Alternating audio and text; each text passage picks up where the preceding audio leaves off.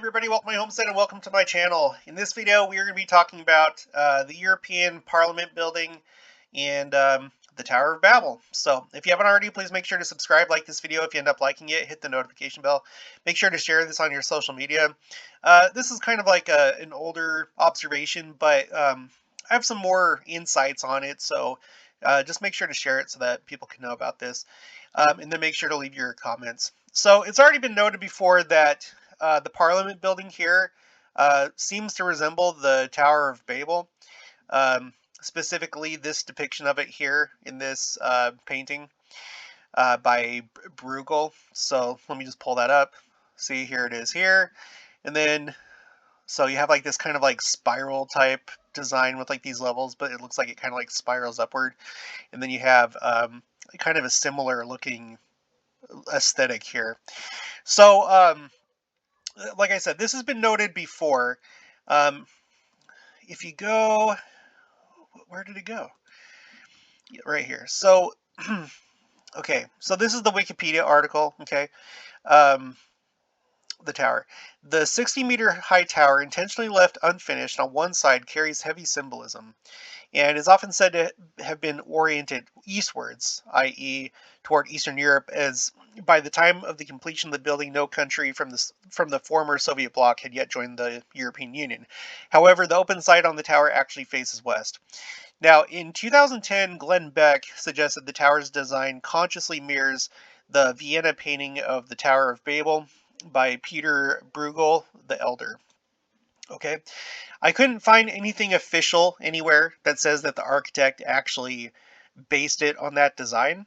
Not to say that it isn't, and even if he didn't, maybe it's just kind of a sign of the times. Maybe it just kind of happened in a natural way that they're just kind of revealing who they really are. But anyway, there's some interesting things about it.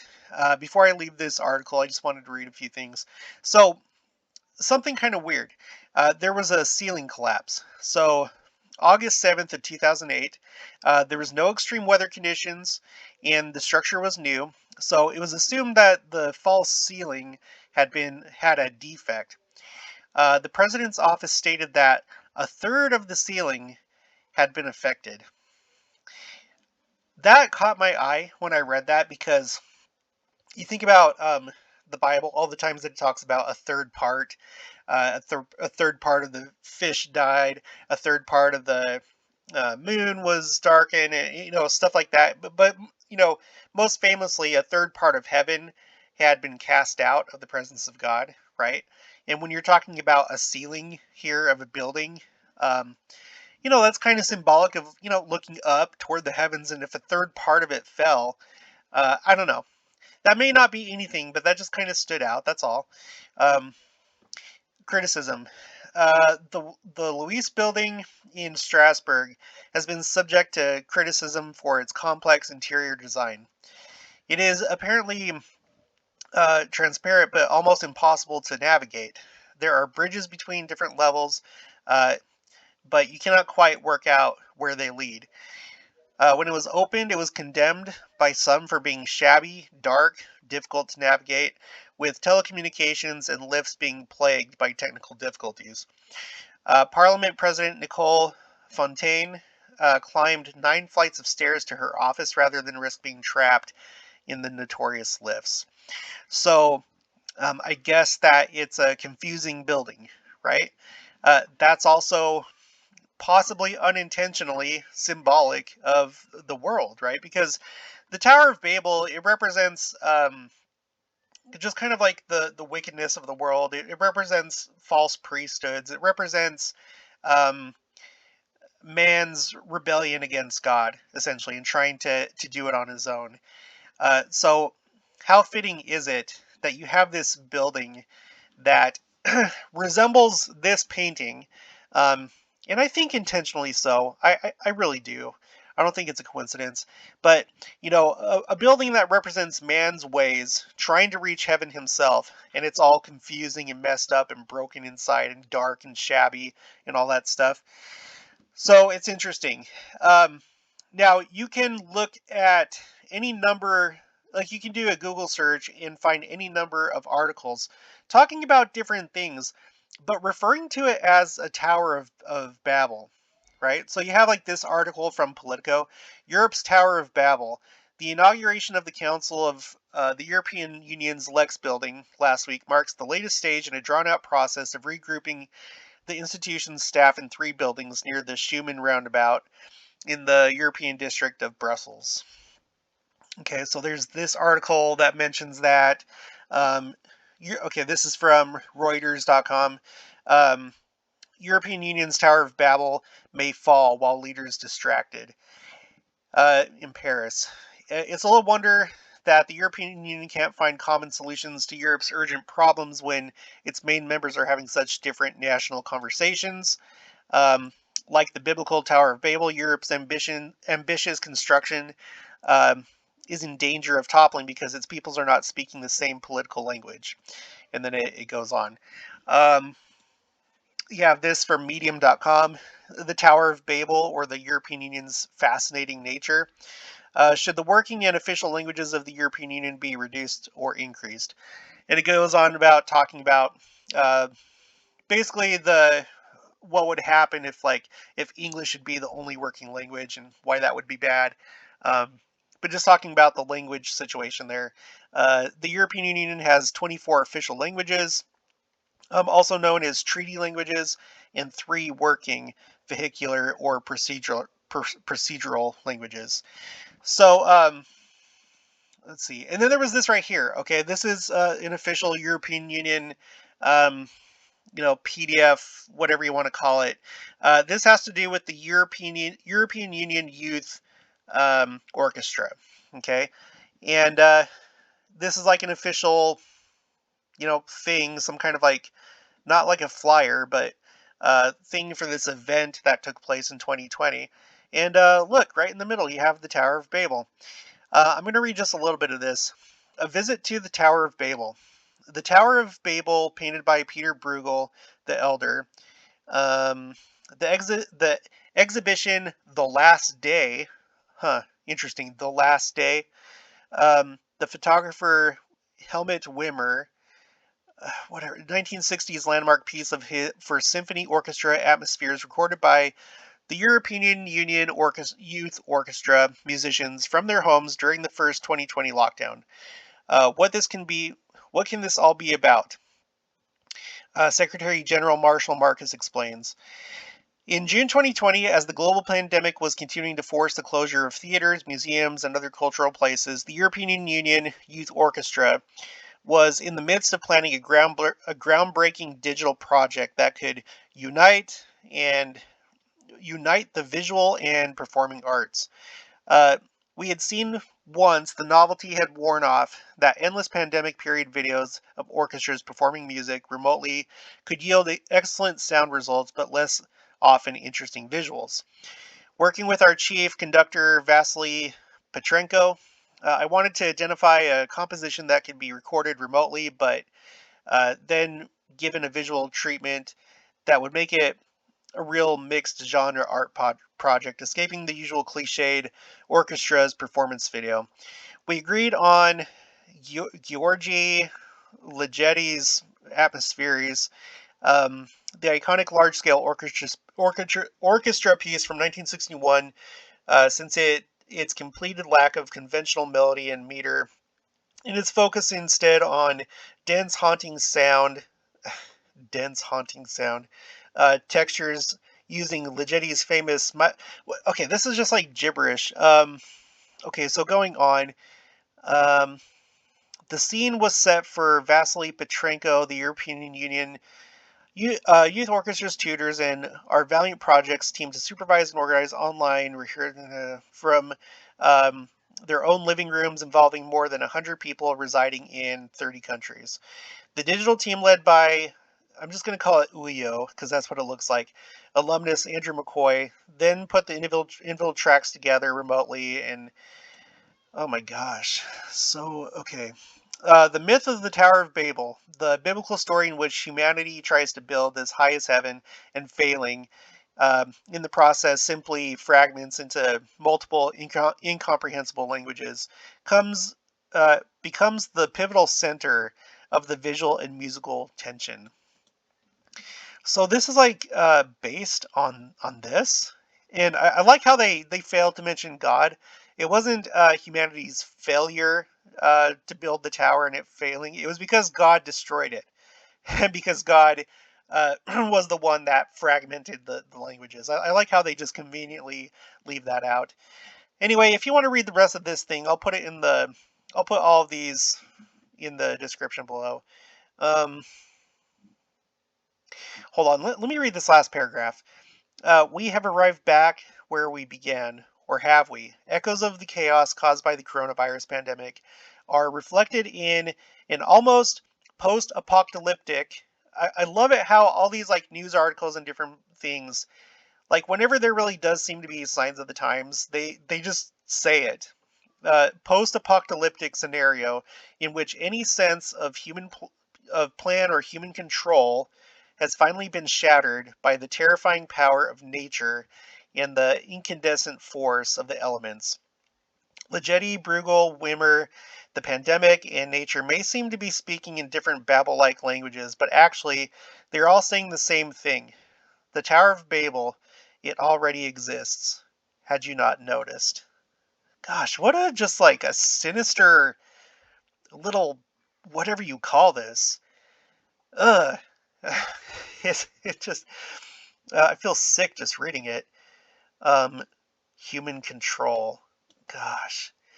Okay, so let's read a little bit about the Tower of Babel, shall we? This is from the Bible diction. No, yeah, this is from the Bible dictionary.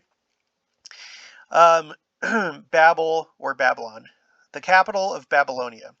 Babel was founded by Nimrod and was one of the oldest cities in the land of Mesopotamia or Shinar. The Lord confounded the language at the time the people were building the Tower of Babel. Babylon later became Nebuchadnezzar's capital. Um, he built an enormous city of which ruins still remain, and of which Pope Francis just visited this year in the Abrahamic. Um, Basically, I can't remember what he called it, but like he was doing like an interreligious thing where he was having like a prayer service at like a ziggurat and trying to like say that Ur was like a, it's like the place where Abraham's from, so that it's perfect to like go there and have these religions come to these Abrahamic faiths come together because that was his birthplace. Forgetting the main fact that Abraham left that place because of its wickedness. But anyway, let's put that aside. He built an enormous city of which the ruins still remain. Babylon became a very wicked city, um, and has since come to symbolize the wickedness of the world. Flee out of the midst of Babylon, Jeremiah 51:6. Babylon will be established and will fall. That's from Revelation 17 and 18. Babylon shall be destroyed. 2nd Nephi, Babylon shall fall. DNC 1:16. I will not spare any that remain in Babylon. Doctrine and Covenants, go ye out of Babylon. So Babylon is a terrible place, and yet this is the inspiration. It would seem, for basically the capital of the European Union, or at least the Parliament building, and the place where the Pope wants to go to bring religions together, right? Okay, so this is an article from February 1994. I'm going to read the better part of this. According to the account in Genesis, the events surrounding the building of the Tower of Babel represent a very crucial point in history. Is there additional background information and perspective available to help us better understand the meaning of these events? So, you guys, before I continue, we know that the second coming, the time leading up to the second coming, is going to be just as bad and similar to as when it was in the days of Noah, right? And the Tower of Babel came after the flood. But if there's like some kind of like repeating or mirroring of history, well, it looks like we have this Tower of Babel that's been constructed. And this is the one for Europe. Of course, we have another one for the whole world in New York City. Um, but we have these large buildings unifying the world in a political sense, and this is happening before. Um, the destruction that's coming to the whole world. In the days of Noah, it was the flood, and in our days, it's going to be a great burning that's going to burn the world. And so it's like a perfect, almost like a perfect mirror of that time. Okay, Genesis 10 gives the account of the dispersion of the sons of Noah and their descendants after the flood. Verses 9 and 10 tell us that Nimrod founded the kingdom of Babel, or as it was later called, Babylon, in the land of Shinar. Genesis 11 begins, and the whole earth was one language and of one speech. Of course they were, because Noah and his family were the only ones that survived. So, and they said, "Go to, let us build a city and a tower whose top may reach unto heaven, and let us make a name, lest we be scattered abroad upon the face of the whole earth." The Lord came down to see the city. The decision the Lord made was to confound the language and scatter the people. Early Jewish and Christian traditions report that Nimrod built the Tower of Babel, referred to it as a pagan temple, uh, gosh, in an attempt to contact heaven. Among the Jews, Nimrod's name has always been a symbol of rebellion against God and of usurped authority. Again, looking at you here, Europe. He established false priesthood and false kingship in the earth in imitation of God's rule and made all men to sin. That's from Hugh Nibley. Josephus, an ancient Jewish historian, provided additional helpful information. He noted that Nimrod had done a number of things to gain power over the people. Because that's what it's about, isn't it? It's all about power. Isn't that what Satan wants? He wants power, he wants authority, he wants people to worship him.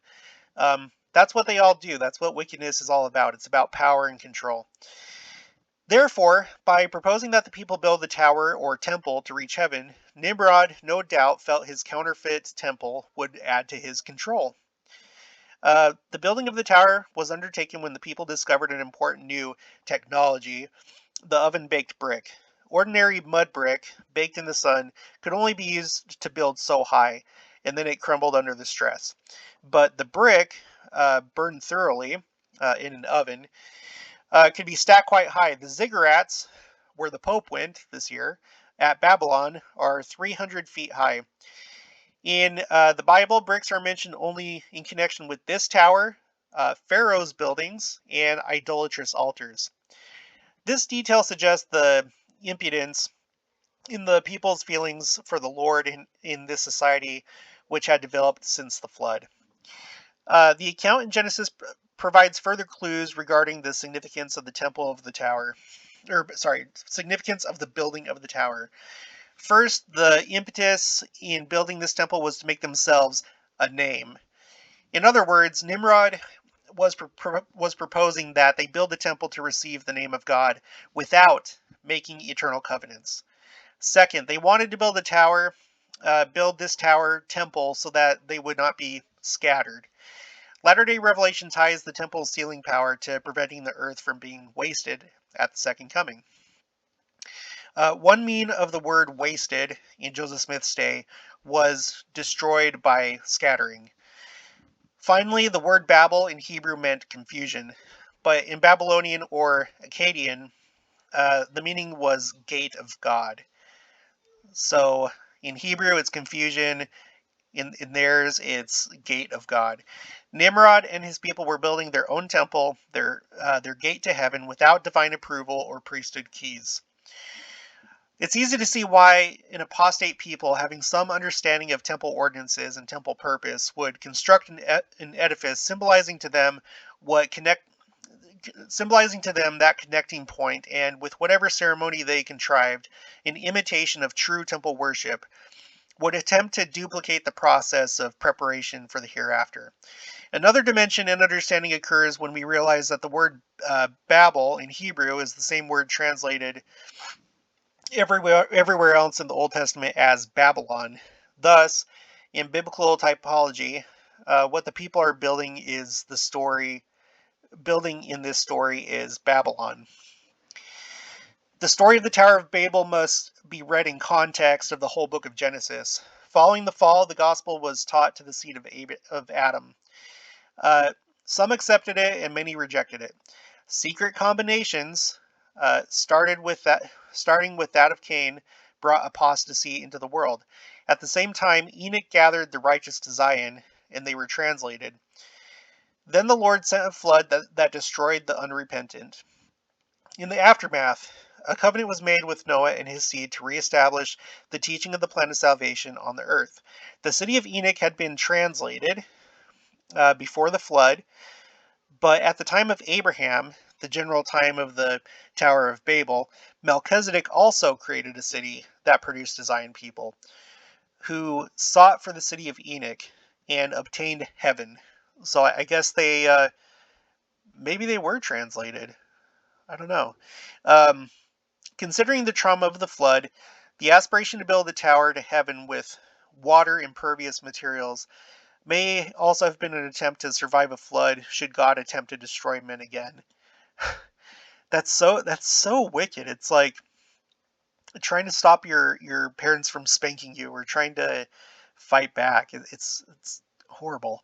Um, Thus, their temple tower was likely designed for a multitude of purposes, making it that much more meaningful in their eyes. Also note that their attempt to dodge the judgment of God was based on their human ingenuity rather than on repentance.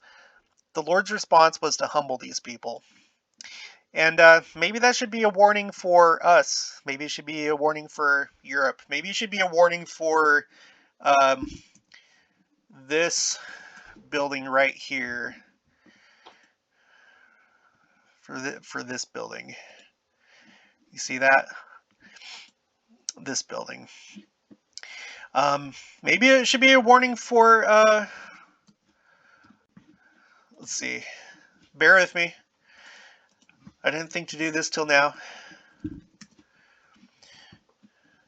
Maybe it should be a warning to all of these places with high buildings. You'll notice that, like, when you talk to people, um, even if it's like people that aren't really for capitalism and stuff like that, it seems like everyone is always proud of their city and how many towers it has. And I do a lot of graphic design, so I've actually done a lot of like skylines and cityscapes because there's demand for it. People have pride when it comes to their city, and they compare it to other cities. And oh, look how great our city is! Look how advanced! Look how big! Look how much economic power we have, so forth. This is basically wickedness. Not inherently, it's not like bad to build tall buildings, but it's the feelings that are associated with those buildings sometimes in the hearts of some people. So, it's not just this building, it's these buildings too, and it's what they represent in the hearts of people. Pride. Isn't it appropriate then that in Lehi's dream, you would have the great and spacious building um, that was filled with the wicked. So anyway, the Tower of Babel was the transitional event between the dispensations of Noah and Abraham. So it was the transition. This is also going to be a transition for us, isn't it? In the second coming, because when Christ comes, there isn't going to be any more of this. There's not going to be any more of this. It's going to go from this, and then this being destroyed, and then Christ taking over the kingdom, and he will be the sole ruler of earth. So, okay, so it was the transition. I guess you could say that it was a hinge point. I guess you could say that was a hinge point. It is instructive to note that immediately following mankind's scattering, the Lord intervened by establishing his covenant with Abraham and took him from the other side of the Euphrates to the promised land. So that's interesting. That's like river crossing imagery, just like, or crossing waters.